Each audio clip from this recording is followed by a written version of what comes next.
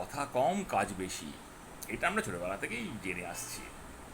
কথা যত কম বলবে তত তোমার পক্ষে সুবিধে, কাজটা করতে সুবিধে হবে। আর যেখানে কথা বেশি হয় সেখানে কিন্তু কাজ খুব ডিলে হয়, এটা আমি দেখে আসছি।